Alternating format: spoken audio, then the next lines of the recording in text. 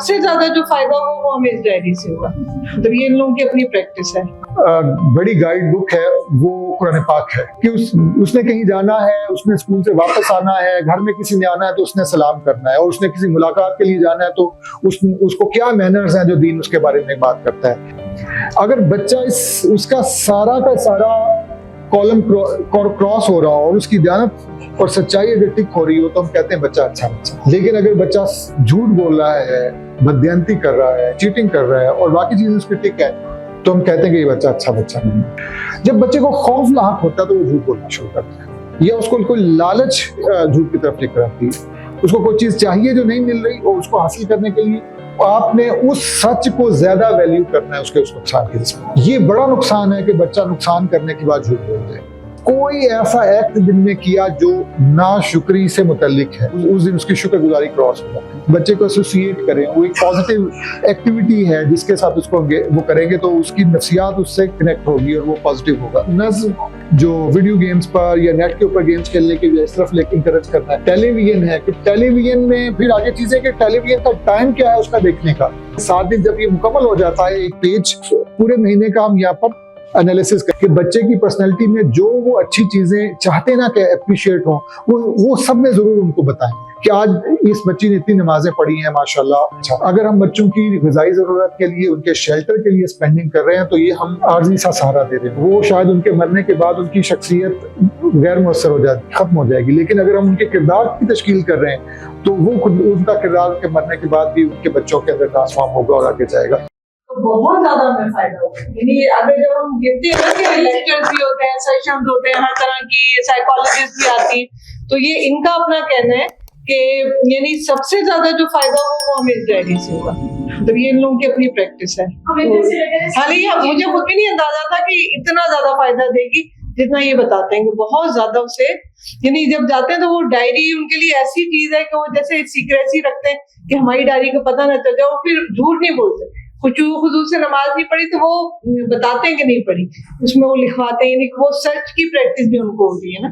तो ट्रेनर भी बहुत ज्यादा डिपेंड करता है, जो वॉलेंटियर जिसको हम कहेंगे, वॉलेंटियर पे बहुत ज्यादा डिपेंड करता है कि वो उसको कैसे, यानी पेरेंट्स को समझा रहा है या ये volunteer direct as a parent भी वहाँ काम कर रहे हैं, तो वो उसमें भी बहुत ज्यादा डिपेंड करता है कि उसको कैसे प्रैक्टिस कर रहा है। जैसे ये वर्कशॉप थी, ये वर्कशॉप बहुत जरूरी है उनके लिए। फिर आपको लग रहा होगा कि हमने कोई बहुत तोप नहीं चलाई कि हमने बस बच्चे की, ये तो कोई भी कर सकता है कि बच्चे की को कुछ काम लिख लें और रात को सोने से पहले टिक मार्क कर लें और क्रॉस कर लें। देखिए चीजें ना बहुत छोटी छोटी चीजें बड़ा इम्पैक्ट क्रिएट करती हैं। यानी जरूरी नहीं है कि कोई बहुत बड़ी रॉकेट साइंस हो और वो कोई इम्पैक्ट क्रिएट कर रही हो। असल जो चीज है वो मैकेनिज्म है कि आप मैकेनिज्म क्या बिल्ड करते हैं, उस मैकेनिज्म में स्पिरिट क्या है। मटेरियल मैटर नहीं करता। दुनिया में सबसे बड़ी जो बड़ी गाइड बुक है वो कुरान पाक है। दुनिया में किताब हिदायत कुरान पाक से तो बड़ी कोई चीज नहीं हो सकती। जिस कौम के पास वो किताब है वो दुनिया की सबसे जलील तरीन कौम है इस वक्त। यानी जिल्लत इस हद तक है कि जो फलस्तीन में हुआ कि हम 55, 57, 58 मुल्क होते हुए भी हम अपने किसी एक मासूम बच्चे को हम प्रोटेक्ट नहीं कर सके, हम किसी एक गोली को रेजिस्ट नहीं कर सके। हम उस किताब हिदायत के होते हुए हमने उसमें से कोई चीज एक्सट्रैक्ट नहीं की, उसको किसी मैकेनिज्म में कन्वर्ट करके अपनी जिंदगियों के अंदर राइज नहीं किया। 10 साल पहले इसकी जो शक्ल थी वो कुछ इस तरह थी इस डायरी की। उसमें जो कॉलम्स थे उस वक्त के हिसाब से थे।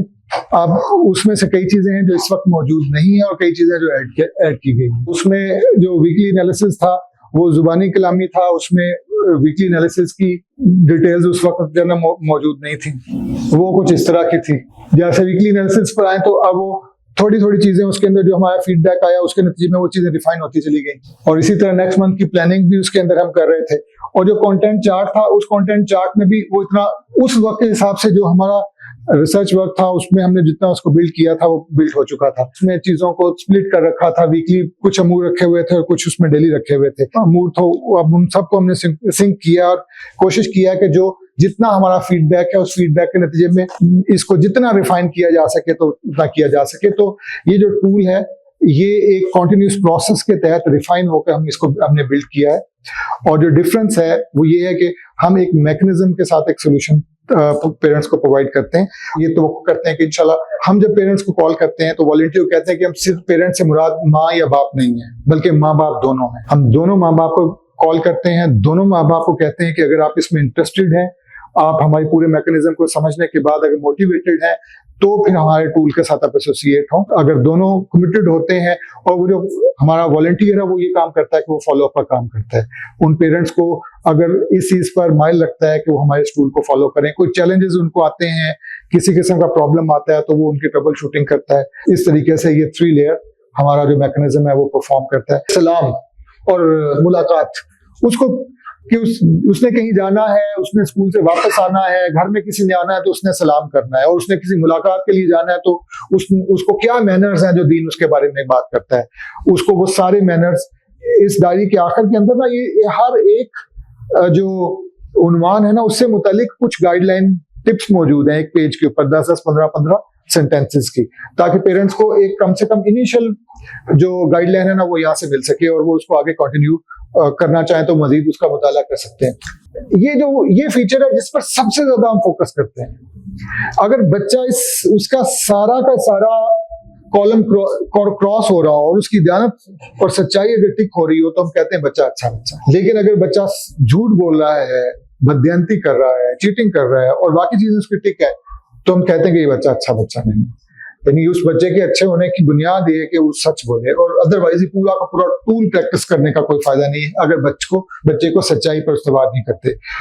तो बच्चा क्यों झूठ बोलता है? बच्चा तो अल्लाह ने यानी मुस्बत जबिलत पर पैदा किया है, उसको तो दुनिया में झूठ तो उसकी घुट्टी के अंदर बांध के नहीं भेजा, सच बांध के भेजा है। जब बच्चे को खौफ लाहक होता है तो वो झूठ बोलना शुरू करता है, या उसको कोई लालच झूठ की तरफ लेकर आती है, उसको कोई चीज चाहिए जो नहीं मिल रही और उसको हासिल करने के लिए वो झूठ बोलता है, या उसको किसी से खौफ है, माँ बाप की मार से खौफ है, डांट से खौफ है, नाराजगी का खौफ है, तो तब वो झूठ बोलता है। जब उसको एक कामयाब झूठ उसको हौसला अफजाई करता है अगली दफा झूठ बोलने। बच्चों ने जग तोड़ दिया, बच्चे ने रात को डायरी फिल करते बता दिया बाबा वो मैंने तोड़ा था। अब आपके पास 2 ऑप्शंस हैं, बच्चे को उस वक्त एक लगाएं कि तुम्हारी वजह से फलां को मार दिया उसने तोड़ा था, तुमने क्यों नहीं बताया। तो अब वो अगली दफा नहीं बताएगा जब उससे गलती होगी, क्योंकि आज उसने जब सच बोला तो हमने उसकी सच को एक्नॉलेज नहीं किया। तो हम पेरेंट्स को ये कहते हैं कि उससे बड़ा नुकसान हो जाए अगर वो सच बोल दे, तो आपने उस सच को ज्यादा वैल्यू करना है उसके उस नुकसान के रिस्पेक्ट। ये बड़ा नुकसान है कि बच्चा नुकसान करने के बाद झूठ बोल दे। एक तो नुकसान हो गया, बच्चा उस नुकसान में आपके खौफ में आकर सच नहीं बोल रहा।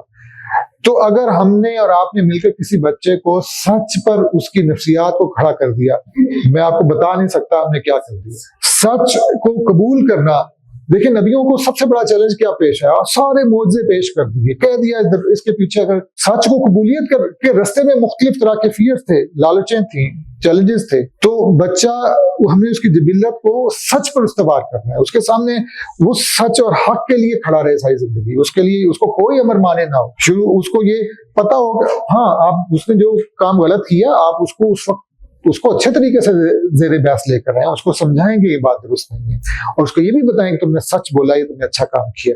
तो जो सच है ये उसकी पर्सनालिटी की सबसे ज्यादा कह लें कि बेस है जिसको हमने उसमें एस्टैब्लिश करना है। और उसके बाद शुक्रगुजारी है, ग्रेटिट्यूड। बच्चे के अंदर हमने देखा होगा, आपने भी देखा होगा, आप बड़े मॉल्स में जाते हैं, टॉय एरियाज के अंदर बच्चे जमीन पर लेटे हुए हवा के अंदर जाना वो चीखों पुकार कर रहे होते हैं, इसलिए कि उनको वो टॉय चाहिए होता है। उनके पास जो है उसकी कंटेंटनेस नहीं है उनके अंदर, वो हर चीज उनके अंदर उनकी ख्वाहिशात के अंदर है। तो बच्चे में के पास जो है वो कितना ज्यादा है, ये उसका एहसास उसको दिलाना कि अल्लाह पाक ने उस पर कितना करम किया है, वो उस पर अल्लाह का शुक्रगुजार बंदा बने। कुरान पाक पढ़ कर देखें, अल्लाह जिस प्रैक्टिस में आ जाए तो अकीदे के बाद जो दूसरी सबसे चीज अल्लाह बंदे से तकाजा करता है ना, वो शुक्रगुजारी तकाजा करता है। वो कहता अक्सर लोग मेरे शुक्रगुजार नहीं है, तुम शुक्रगुजार क्यों नहीं बन जाते? जो मेरे शुक्रगुजार बंदे मैं उनको यहाँ लेकर जाऊंगा। तो शुक्रगुजारी हमारी नफ्सियात का एक ऐसा पहलू है जो हमें अबंडेंस देता है, जो हमें सखावत दे देता है, हमें हमारे पास जो जितना भी हो वो जरूरत से ज्यादा हो। तो बच्चे ने कोई ऐसा एक्ट दिन में किया जो नाशुक्री से मुतल्लिक है, उस दिन उसकी शुक्रगुजारी क्रॉस हो जाती है। उसने कोई ऐसी जिद की जो उसको और चाहिए, उसने कोई किसी, और वो जब आप प्रैक्टिसेस में जाते हैं तो फिर आपको पता चला जाता है कि ये जो एक्ट था ना, ये शुक्रगुजारी के साथ कंट्राडिक्ट कर रहा था। ओबीडियंस है, बच्चे को ओबीडियंट रहना चाहिए। वो कोई डिसओबीडियंस का कोई एक्ट करेगा, नाफरमानबरदारी का करेगा तो क्रॉस होगा।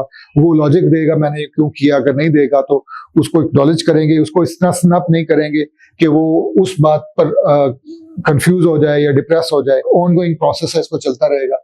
फिर उसके बाद जुबान, गुफ्तगू और बोलचाल है, उसमें कोई ऐसा लफ्ज लैंग्वेज के एतबार से दुरुस्त ना हो। मैनर्स और आदाब हैं, उसके ओवरऑल मैनर्स कैसे रहे, कोई बैड मैनर अगर रिफ्लेक्ट हुआ है उसके तो वो ज़ेरे बहस आएगा। हुकूकुल इबाद और सिला रहमी है। अब ये बड़े हैवी वेट किस्म के लफ्ज हैं, लेकिन बच्चों के समझाते हैं कि आप उनके लिए, जो उनके छोटे बहन भाई हैं या जो जिस सोशल सर्कल में वो रह रहे हैं, उनके साथ अच्छा सलूक करना, ये सिला रहमी है। और अगर उनके अलावा कोई और, आप किसी क्लास में पढ़ने के लिए गए हैं तो वहां पर आपके साथ जो बच्चे आपके साथ, बच्चों छोटे बच्चों का सोशल सर्कल कोई लाखों लोगों पर तो मुश्तमिल होता नहीं है, 4-5-6 लोगों तक मुश्तमिल होता है। तो जो तसव्वुर है हुकूकुल बात का, सिला रहमी का, दूसरों के काम आने का, दूसरों के साथ अच्छा बिहेवियर करने का, और ये माओं को तो ये जनरल चैलेंज रहता है कि बच्चे आपस में लड़ते रहते हैं। जो ही लड़े उस दिन उनके जो सिला रहमी क्रॉस हो जाएगी। कोशिश करेंगे, और बच्चे इतने कीन होते हैं कि मेरी क्रॉस ना कोई लग जाए, मैं अच्छा रहूं, यानी बच्चे इसके ऊपर कॉन्शियस होते हैं, माइंड फ्रेम करते हैं, यानी उसके लिए सोचते रहते हैं कि अगर एक दिन क्रॉस हो जाता है, कोई कंपटीशन होता है कि मेरे ज्यादा नंबर आए, दूसरे भाई के कम आए, फलां के कम आए।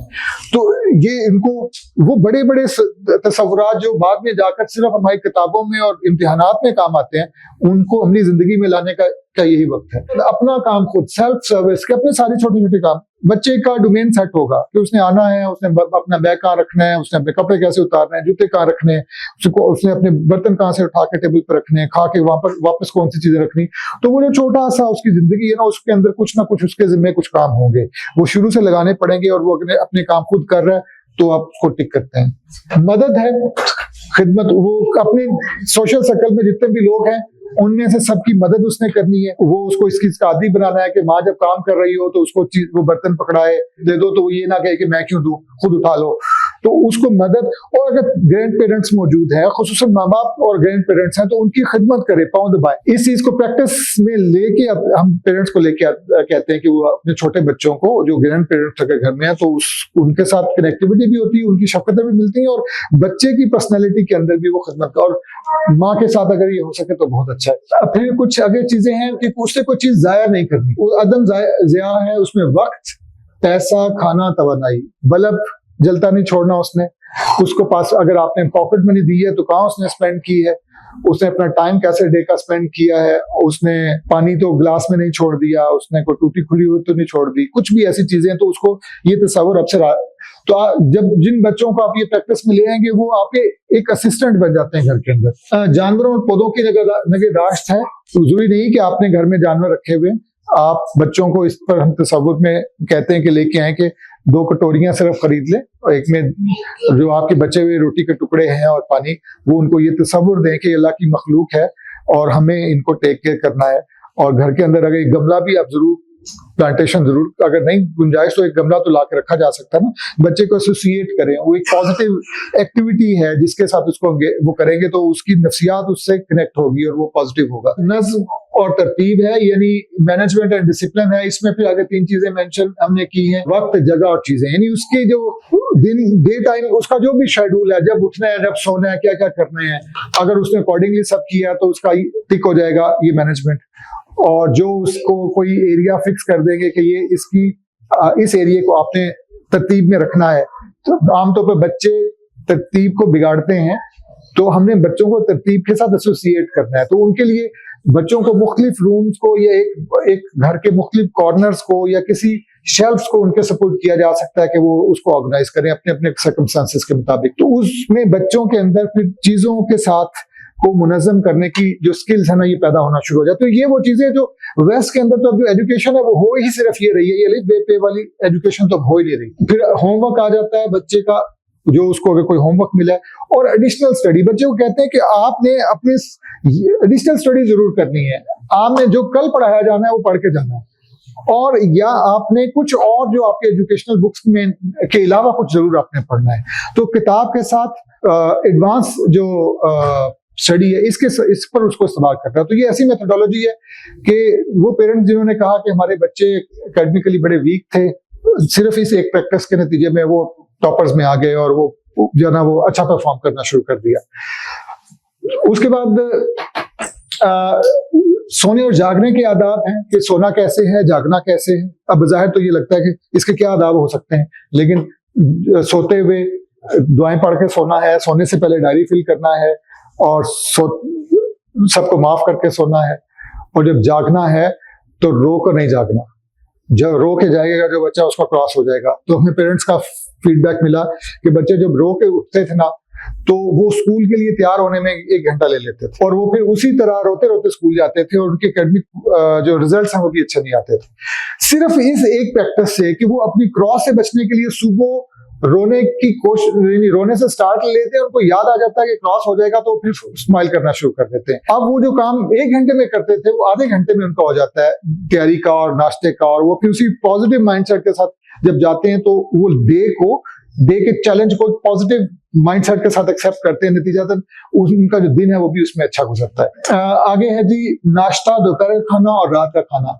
आमतौर पर आजकल की माओं को चैलेंज है कि बच्चे खाना नहीं खाते, वो कुछ और चीजें खा लेते हैं, तो नतीजतन उनको भूख नहीं लगती जब उन्होंने दुकान से चीजें वो लेके खाएंगे, तो ये चीजें उनकी फिर मिस हो जाती हैं। अगर कोई बच्चे का नाश्ता नहीं खाएगा, दोपहर का खाना नहीं खाएगा, रात का खाना नहीं खाएगा, तो ये क्रॉस होगा। उस क्रॉस से बचने के लिए जब बच्चे ये खाना शुरू करते हैं तो आहिस्ता आहिस्ता उनकी बॉडी हैबिचुअल हो जाती है उससे, और फिर वो वक्त आता है तो खुद ब खुद उनको भूख लगती है। और जब बच्चे की न्यूट्रिशन वैल्यू पूरी होती है बहुत पॉजिटिव हो जाता है, नहीं वो कि नॉर्मल बच्चे के तौर पर फिर बिहेव करता है। जब बच्चे की न्यूट्रिशन वैल्यू नहीं, आप पता नहीं बच्चा क्यों रो रहा है, किसी को दीगर जरूरियात पूरी करने में लगे हुए हैं और वो एक्चुअली वो लिथार्जिक फील कर रहा है, वो डल फील कर रहा है और वो उसके अंदर वो एनर्जी नहीं है कि वो लाइफ को कि उस एनवायरमेंट के अंदर से कोई चीज वो एंजॉय कर सके या उसको निकाल देख सके। वो बज़ाहिर एक छोटी सी चीज आपको अमूमी सी चीजें नजर आ रही है लेकिन इनके बड़े इम्पैक्ट हैं। फिर उसके बाद खाना है तो खाने के मैनर्स उसके बाद है कि इसको मैनर्स के साथ खाना है, कैसे कौन कौन से मैनर्स उसमें होंगे वो तफसील में दिया गया। फिर कौन सी चीजें नहीं खानी, पेरेंट्स एक दफा बता देंगे कि कोई मतलब ये हमने फूड, हर पेरेंट्स की अपनी वैल्यूज है, हर घर का अपना एनवायरमेंट है, लेकिन कुछ ना कुछ सबको पता है कि जो जंक फूड है बच्चों को नहीं खाना चाहिए। बच्चा खाएगा तो डेफिनेटली उसका ये क्रॉस होगा और ये चीजें ज़ेरे बहस आएंगी कि इसके क्या नुकसानात हैं। आप उसके नतीजे में उसकी जो न्यूट्रिशनल चैलेंजेस है वो कम होंगे। फिर उसके बाद क्लीनलीनेस है या सफाई है, जिस्म है, कपड़े हैं, जगह है जो उसने साफ रखनी है, दांतों की सफाई है सुबह और रात, जिस्मानी वर्जिश है, ये फिजिकल गेम्स उसने खेलने, जो वीडियो गेम्स पर या नेट के ऊपर गेम्स खेलने की इस तरफ लेकिन इंकरेज करना है। टेलीविजन है कि टेलीविजन में फिर आगे चीजें कि टेलीविजन का टाइम क्या है उसका देखने का और कौन से अलाउड प्रोग्राम्स हैं जो वो देख सकता है, ये मेंशन करेंगे। ये बहुत बड़ा चैलेंज है सोशल, और यही आगे फिर उसके बाद दीगर गैजेट्स, उसके नीचे बाकी गैजेट्स लिखे हुए, ये एक चैलेंज है। पेरेंट्स क्या करते हैं, एक तरीका ये कि बच्चों के हाथ में कोई चीज दे दीजिए, दूसरा उनको बिल्कुल ना दिखाई जाए कोई चीज, तो ये दोनों चीजें एक्सट्रीम्स हैं।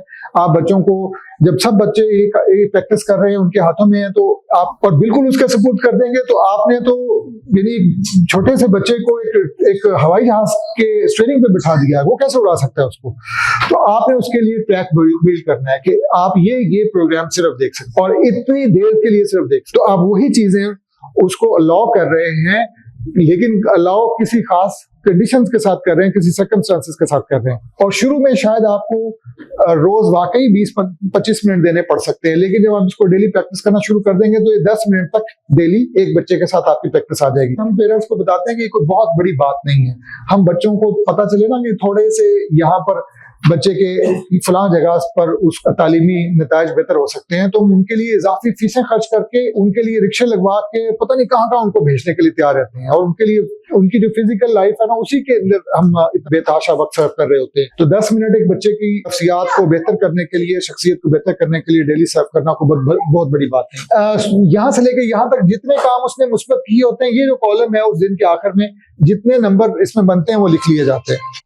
इसका इतवार, पीर, मंगल, बुध, जुमेरात, जुमा, हफ्ता, ये 7 दिन जब ये मुकम्मल हो जाता है एक पेज, पूरे महीने का हम यहाँ पर एनालिसिस करेंगे। लेकिन वीक एनालिसिस कैसे करेंगे ये मैं आपको बता दूं। वीक एनालिसिस यहाँ पर हम देखेंगे डे उसका कैसा रहा, यहाँ 7 दिनों का 7, या वो अच्छा होगा या वो बहुत अच्छा होगा, या वो ऑर्डिनरी होगा, या वो बहुत खराब होगा।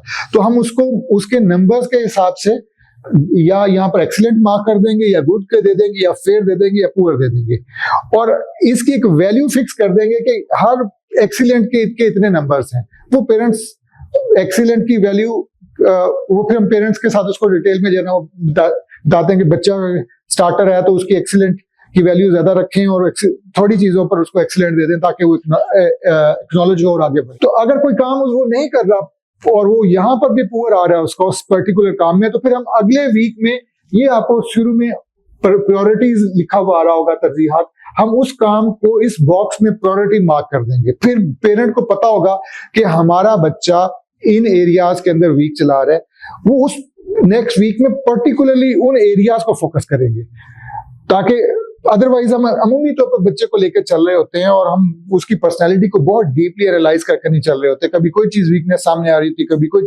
कोई वीकनेस सामने आ रही होती है। तो ये इस तरह एक आपके सामने बच्चे की पूरी पर्सनैलिटी वीकली बेसिस पर सामने उसका एक पूरा क्लियर पिक्चर आ रही होती है और आप उसको ग्रेजुअली लेके आगे बढ़ रहे होते हैं। और वो जो मैंने पहले आपको बताया प्रैक्टिसेस में कि ये इनकॉर्पोरेटेड है, बच्चे पेरेंट्स वो करें या ना करें लेकिन वो तवज्जो खुद ब खुद मिल जाती है और वो जो सारी जो साइकोलॉजिकल डेफिशिएंसीज हैं वो इसमें कवर हो जाती हैं। जब एक वीक पूरा हो जाता है तो एक मंथ पूरा हो जाता है तो फिर हम उसके बाद ये हमारे सामने आ जाता है। उसमें हमने लास्ट मंथ का एनालिसिस करते हैं कि उसकी इबादत कैसी रही, उसके मैनर्स और एथिक्स कैसे रहे, उसकी स्टडी कैसी रही, उसकी हेल्थ और क्लीनलीनेस कैसी रही, और उसका जो मीडिया और गैजेट्स के साथ उसका इंटरेक्शन है उसकी वो कुछ इन सारे एस्पेक्ट्स में। और अगर हमें पता हो कैसे रहे तो अगर वो पुअर होंगे तो नेक्स्ट मंथ में फिर हम उन एरियाज को ज्यादा मार्क करेंगे। तो ये 5 पर्सनैलिटी को 5 स्लाइसेस में हम डिवाइड कर देते हैं बच्चे की, उसकी इबादत में, मैनर्स में, उसके तालीम में, उसकी सेहत में और उसके मीडिया एक्टिविटीज के अंदर, और अगर इसके अलावा कोई और चीज हम उसमें करना चाहें तो ये 5। फिर हम नेक्स्ट मंथ की प्लानिंग करते हैं कि नेक्स्ट मंथ में बच्चा सुबह उठेगा कितने बजे, उस डेली, और उसके डेली स्कूल टाइमिंग्स क्या होंगे, वो टीवी और मीडिया के उसको गैजेट्स के टाइमिंग क्या होंगे, उसकी स्पोर्ट्स और एक्सरसाइज के टाइमिंग क्या होंगे, और स्टडी उसके अगर बच्चा अगर 13-14 साल का है तो यकीनन वो फिर उसको ज्यादा पढ़ना पड़ेगा, तो फिर उसके जो स्टडी के कितने इंटरवल्स होंगे और वो और फिर रात को वो सोएगा कब, और अगर कुछ उसके अलावा भी उसका स्केड्यूल हमने उस पूरे एक महीने के लिए बनाना है तो वो यहाँ पर बन जाएगा। और उस वीक में जो हॉलीडेज आएंगे उन हॉलीडेज को हम उसको क्या लीवरेज देंगे, वो उसमें सुबह उठने में, रात को सोने में, ये बाकी चीजों में। फिर उस नए मंथ के लिए उसकी क्या रीडिंग कौन सी, हम उसको कह रहे हैं कि उसने कंस्ट्रक्टिव रीडिंग कौन सी करनी है, उसमें उसने नई मूवीज कौन सी देखनी है, उसके सब्जेक्ट्स और टाइटल्स कौन से होंगे, बुक्स कौन सी होंगी, स्टोरीज कौन सी होगी जो हमें पढ़ने के लिए उसके साथ बैठकर प्लान कर रहे हैं। उस नए मंथ के अंदर उसको टीवी और मीडिया के लिए कौन से चैनल्स अलाउड किए जा रहे हैं, प्रोग्राम्स कौन से हैं वो जो देख सकता है। बतौर वॉलंटियर इस प्रोजेक्ट को ज्वाइन करें। हो सकता है कि हमारे जरिए से ये किसी बच्चे की जात में कोई ऐसी खूबी पैदा हो जाए, आने वाले वक्त में इंसानियत के लिए खैर का वसीला बने, नहीं तो उसकी अपनी जात की निजात के लिए तो वो खैर का वसीला बन ही सकती है। बहुत शुक्रगुजार हूँ।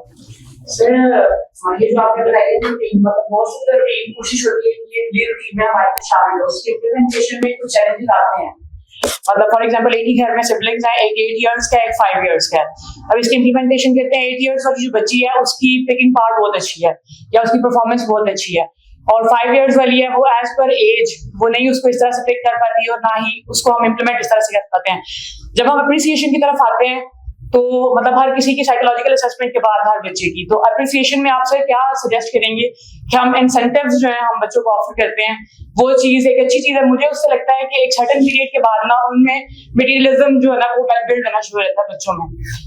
अच्छा, इसमें जो एप्रिसिएशन है ना, मैं आपको अर्ज करूं, एक तो ये कि ये डायरी ना बहुत कस्टमाइज्ड किस्म का डॉक्यूमेंट है। एक बच्चे को अगर 30 हमने काम कहेंगे ना तो 30 कामों में से एक बच्चा है जिसको हमें पता है कि ये बहुत स्ट्रगलिंग बच्चा है, ये उसमें से 10 कर पाएगा, तो आपने उसकी एप्रिसिएशन 10 पे उतनी करनी है जितनी एप्रिसिएशन एक दूसरा बच्चा है जो बहुत ब्रिलियंट है और वो 25 पे वो 25 काम कर सकता है उसके अंदर। तो आपने उसका जो थ्रेश होल्ड है ना, वही जो बच्चा जिसको आप नीचे से ऊपर लेके जाना चाहते हैं उसका आपने थ्रेश होल्ड ही बहुत आपने उसी लेवल पर रखना है जहां पर वो उस वक्त एग्जिस्ट कर रहा है। पहली बात तो ये, यानी आपने दोनों बच्चों को कंपेयर नहीं करना, उस बच्चे को उसके कल के और आज के और फिर उससे आने वाले वक्त के साथ कंपेयर करना है, मैं उसको भी आ जाता हूँ और दूसरे बच्चे को अकॉर्डिंगली। और ये दोनों की अपनी कस्टमाइज 2, 3, 4 जितने भी बच्चे हैं उनका अपना डॉक्यूमेंट है, उसका किसी दूसरे के साथ कोई कंपैरिजन नहीं। अच्छा, जब आप जिस स्टेज पे बच्चे को डील कर रहे हैं ना, जिस वक्त आपने बच्चे को उसकी नफ्सियात के मुताबिक डील करना है, बच्चे को अट्रैक्ट क्या चीज कर रही है। देखिए, एक छोटा बच्चा होता है ना 5 साल का, माँ उसको कोई काम कहती है और तो वो कहती है कि ये काम करोगे तो मैं तुम्हें कैंडी दूंगी, कैंडी उसने रखी होती है ऑलरेडी। जब वो बच्चा 25 साल का हो जाता है तो वही माँ उसको वही काम कहती है तो नहीं कहती कि मैं तुम्हें कैंडी दूंगी। वजह क्या है कि अब बच्चा वो शऊर कि उस लेवल पर चला गया है कि उस माँ के मुकाम को एक्नॉलेज करना शुरू हो गया है। उसको देखिए, अल्लाह पाक ने कुरान पाक में क्या कहा। कुरान पाक में अल्लाह पाक ने जन्नत और दोज़ख का तस्वुर सामने रखा कि जन्नत होगी, उसमें नहरें बह रही होंगी, उसमें फला फला मेवाजात होंगे।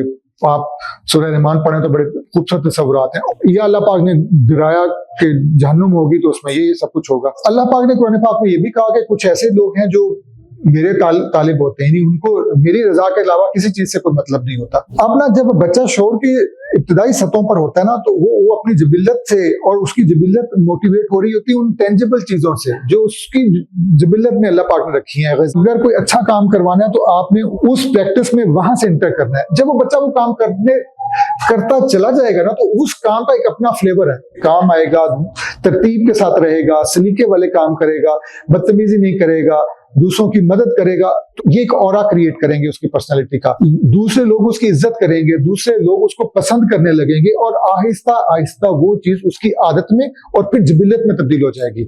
और वो उसको पता भी नहीं चलेगा कि किस स्टेज पर जाकर वो जो कैंडी थी ना उसकी जरूरत नहीं रही। लेकिन आपने एक बच्चे को काम करवाना है तो आपको उसको अल्लाह ने जो चीज जिस तरह डिजाइन की है ना, अल्लाह ने देखा कि कुछ लोग ऐसे हैं जिनके शऊर की सतह उस बच्चे जैसी ही होगी, जिनके ईमान की सतह उस बच्चे जैसी होगी।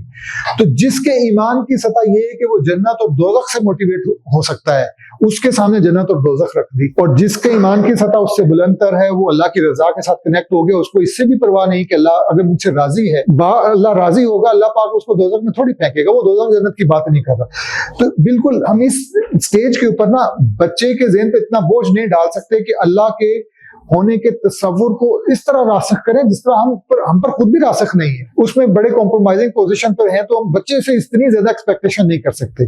सर, मेरा एक्चुअली मतलब पूछने का मकसद ये था कि घर पे कोई चीज नहीं कर ऑलरेडी, जैसे इदारा, जैसे ये भी एक फाउंडेशन है, हम ये इदारा क्या है, उनके बाद उसके पेरेंट्स नहीं होते, लेकिन वो अगर 3 अलग-अलग एजेस की बच्चियां, और अगर मैं 5 वाली को कम चीजों पे ज्यादा अप्रिसिएशन दे रही हूँ और एज कम्पेयर टू 8 इयर्स, वो 8 इयर्स वाली कहिए कि मामा या जो भी गाइड जो है वो उससे ज्यादा प्यार कर रही है, उसको जो है ना ज्यादा मराहत हासिल है, और मुझे वो चीज नहीं है। उस एज गैप को कवर करने के लिए सर कोई स्टेप्स या कुछ इस तरह से गाइडलाइन जो है ना जब इसमें जो कि आयशा बाजी और रिजा बाजी जो है ना, ये हमारी बहनें ऑलरेडी इसको प्रैक्टिस कर रही है, आपको ज्यादा कस्टमाइज किस्म का सोल्यूशन दे सकती है। लेकिन वो जो मैंने आपको बताया ना, वो ये कि हम इसमें करते यही है कि अगर किसी बच्चे की पर्सनैलिटी वीक है तो हमने उसको, जो मैंने कहा ना, हम हर डे को एनालाइज करेंगे, गुड देंगे, फेयर देंगे, पुअर देंगे या एक्सीलेंट देंगे।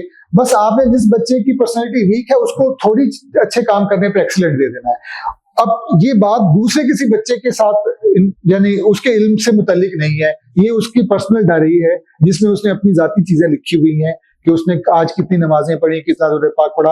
ये जो उसके केयर टेकर्स है ना, या जो उसकी जो उनको लेके चलने वाले हैं, जो इस पूरी तरबियत के अमल को, ये उन पर मुनहसर है। हम उनको ये गाइडलाइन देते हैं कि बच्चे की पर्सनैलिटी में जो वो अच्छी चीजें चाहते ना कि अप्रिशिएट हो, वो सब में जरूर उनको बताएं कि आज इस बच्ची ने इतनी नमाजें पढ़ी हैं माशाल्लाह, या बाहर से कोई आए तो ये करती भी यही आयशा बाजी ये करती हैं, रिजा बाजी के जिन बच्चियों से इनको चैलेंजेस पेश आ रहे थे, जब हम जाते हैं तो इनको बताती हैं, ये उनके हमारे सामने उनके चैलेंजेस नहीं बताती, बल्कि उन चैलेंजेस को जिस दिन उन्होंने वो चैलेंजिंग कोई काम नहीं किया और अच्छा काम किया वो बताती है, तो वो बड़ा खुश होती हैं और वो फिर उन चीजों को करने की कोशिश करती हैं। तो जो तरबियत है ना, ये इतना कस्टमाइज है, इसीलिए इस पर दुनिया में कोई मैकेनिज्म बिल्ड नहीं किया जा सका कि ये इतना कस्टमाइज काम है। और हमने प्रैक्टिसेस कर करके इसका एक मैकेनिज्म, बहुत सिंपल सा मैकेनिज्म है, लेकिन मैं समझता हूँ शायद इतना कॉम्प्रिहेंसिव मैकेनिज्म सिंपल होते हुए कोई कहीं आपको और शायद ना मिल पाए। हो सकता है कहीं पर हो भी, लेकिन मेरी नजर से नहीं अभी तक गुजरा। ये कस्टमाइज्ड है। वहां चैलेंज आपको ये आएगा, माँ और बाप तो बहुत ज्यादा ममता और विपता के साथ चीजों को डील करते हैं, और फिर उनके बच्चे 2-3 बच्चे एक फैमिली के अंदर उनको डील करना आसान है। आप जब लार्जर लेवल पर अगर बच्चों को इस प्रोसेस में गुजारेंगे ना, तो आपको ज्यादा लोग चाहिए होंगे जो, और वो लोग चाहिए होंगे जो उन बच्चों के साथ पर्सनल एफिलिएशन भी फील करें, हमदर्दी का एहसास भी रखें। अदरवाइज ये एक क्लैरिकल सा काम बन के रह जाएगा और बच्चों के लिए स्कूल के लोड की तरह एक और लोड उनके ऊपर आ जाएगा। हमें इसको स्कूलों में भी मैंने प्रैक्टिस करने की कोशिश की, लेकिन स्कूल्स में जब टीचर्स के जरिए से प्रैक्टिस किया गया तो इसके रिजल्ट्स नहीं आए। वो बच्चों ने फील किया कि ये शायद ये नाम पर कोई बर्डन आ गया, वो एकेडमिक बर्डन के साथ साथ एक एडिशनल बर्डन में। तो अगर इसको हमने अपने इंस्टीट्यूशन में बिल्ड प्रैक्टिस करना है, तो मैं समझता हूँ हमें इसके लिए ऐसे लोग अगर हायर भी करने पड़े तो अगर हमें करने चाहिए, पे भी करना चाहिए उनको। अच्छा, अगर हम बच्चों की ग़िज़ाई जरूरत के लिए, उनके शेल्टर के लिए स्पेंडिंग कर रहे हैं, तो ये हम आर्जी सा सहारा दे रहे हैं। वो शायद उनके मरने के बाद उनकी शख्सियत गैर मुअस्सर हो जाती, खत्म हो जाएगी। लेकिन अगर हम उनके किरदार की तश्कील कर रहे हैं, तो वो उनका किरदार उनके मरने के बाद भी उनके बच्चों के अंदर ट्रांसफॉर्म होगा और आगे जाएगा। काम को जो ज्यादा देर पा और ज्यादा अहम और ज्यादा मुअस्सर हो सकता है, उसको भी उतनी ही अहमियत कम से कम जरूर दी जानी चाहिए जितनी उनकी फिजिकल नीड्स को दी जानी चाहिए। तो ये कितने कमाल की बात होगी कि हमारे इन इदारों से जो बच्चे, जैसे आपका विजन है कि हम थोड़े लोग लें लेकिन उनको पर्सनैलिटीज में कन्वर्ट करें, तो कोई फर्क नहीं पड़ता। पहले अतालीक होते थे, एक एक शख्स सारी जिंदगी 2-2 तालिब इल्म पैदा कर रहा है, उस्ताद है और उसके 2-2 तालिब इल्म है, और लेकिन उन्हीं को के इमाम में तब्दील कर रहा है। उसमें ज्यादा असातिज़ा हों या ज्यादा ऐसे लोग हों जो इस टीम का हिस्सा हों। इसमें वॉलंटियर्स को भी इंटर किया जा सकता है, यानी आप जहां पर भी इदारा बना रहे हैं उसके इर्द गिर्द जो लोग रह रहे हैं उनमें से ऐसे वॉलंटियर्स पिक करें जिनको हम इस ट्रेनिंग प्रोसेस में से गुजारें, उनको बताएं कि आपने ये काम इन बच्चों के साथ ऐसा करना है, और 2-2, 3-3, 4-4 बच्चियां एक एक खातून का सपोर्ट कर दी जाए। ज्यादा बेहतर माएँ ही ये काम कर सकती हैं, तो जो खवातीन हो, जो बड़ी बहनें बन सकें या माएँ बन सकें, वो उनके सपोर्ट वो काम किया जाए तो ज्यादा इफेक्टिव होगा। सर, लास्ट क्वेश्चन है कि आप हम लोग इनिशियल स्टेजेस में हैं सारी चीजों की, आपने एनालिसिस किए होंगे और इसको इम्प्लीमेंट भी करके देखा होगा। आफ्टर हाउ मच टाइम हम एक्सपेक्ट कर सकते हैं कि ये एक्सटर्नल मोटिवेशन जो है वो बच्चों में इंटरनल मोटिवेशन को जो है ना वो क्रिएट कर सकती है, कि मतलब कितनी देर बाद ये डायरी वाला जो स्केड्यूल है उससे बच्चे सेल्फ स्केड्यूल्ड हो सकते हैं? देखिए, ये ना बच्चों की क्योंकि एजेस डिफरेंट होंगी, बैकग्राउंड डिफरेंट होंगे, पर्सनालिटी टाइप डिफरेंट होगी, इसलिए कुछ भी नहीं कह सकते। लेकिन मुझे ये पता है कि हम 100 डेज के अंदर बच्चे की पर्सनालिटी में चेंजेस रिफ्लेक्ट होना शुरू हो जाती हैं। अब हम इसको 15 साल की एज तक हमने इसको कंटिन्यू करना है इस डायरी प्रैक्टिस को, क्योंकि 15 साल की एज के बाद बच्चा फिर बंदिशों को थोड़ा बर्डन फील करना शुरू कर देता है और उसकी पर्सनालिटी भी थोड़ी सी ग्रूम कर जाती है। तो उसके बाद फिर 15 साल के बाद हम इसको फिर छोड़ देते हैं। तो जिस तरह शैतान रोज हमला करता है ना, हमें भी रोज मुहासबा करना है अपने आप का और अपने उन लोगों का, यानी जिस तरह पौधों को रोज पानी देते हैं, बस समझिए ये रोज पानी देने जैसा एक अमल है जिसको हम प्रैक्टिस करना है। अल्लाह खैर रखेगा इंशाल्लाह।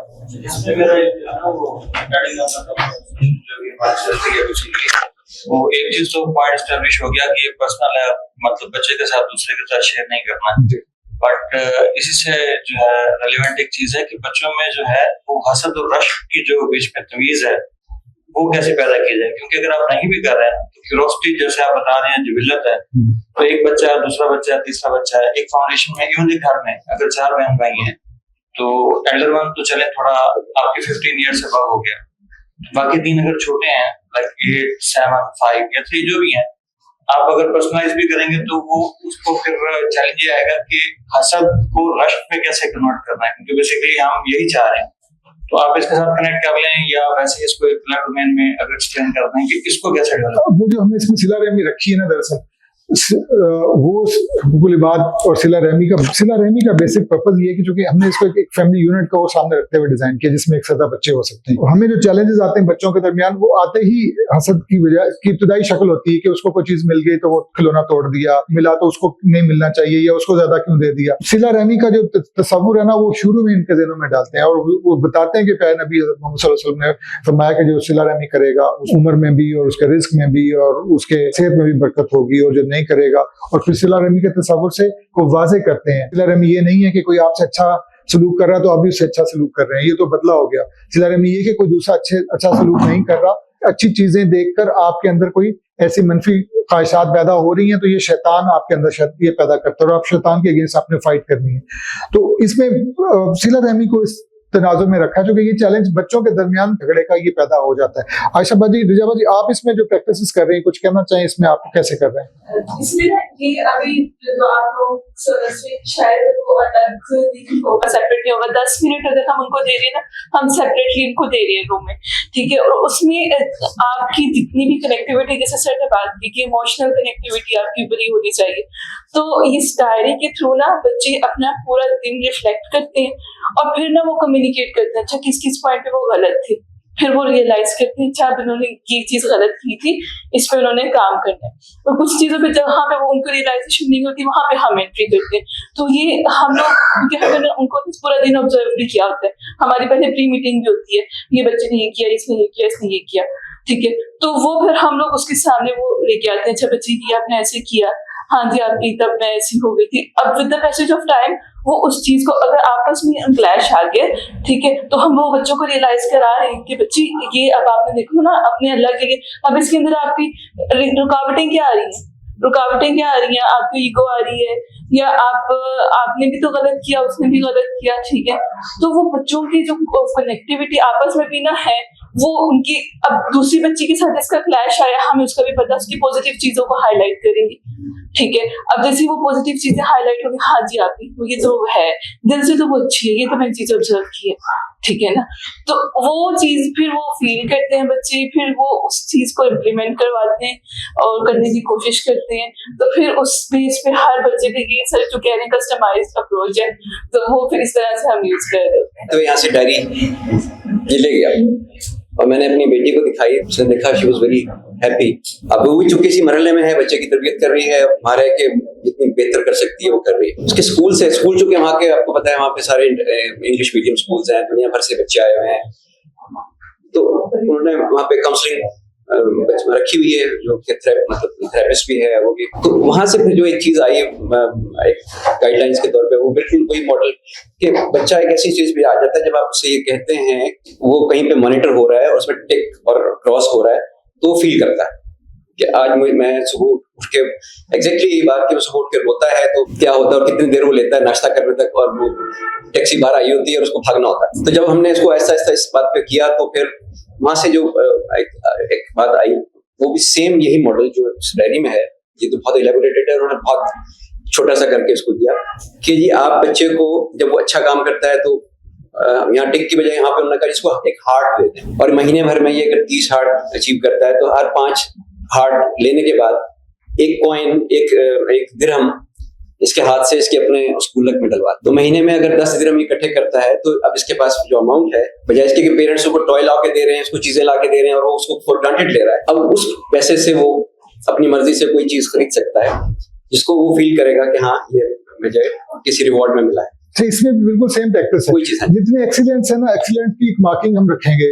अगर एक पेरेंट्स हैं उनके पास करोड़ों रुपए हैं, तो वो उसकी एक एक्सीलेंट की वैल्यू जो है ना वो 1000 भी रख सकते हैं, वही। और अगर कोई गरीब बंदा तो वो 10 भी रख सकता है। तो मैं ये कह रहा था कि वहाँ पे ये ऑलरेडी उन स्कूल के अंदर भी उन्होंने यही मॉडल किसी और शक्ल में किया हुआ, लेकिन वो यही है। तो आई थिंक ये बड़ी इम्प्रेसिव और अच्छी एक एफर्ट है, अगर ये हम इसको कर सके जितना ज्यादा फैला सके।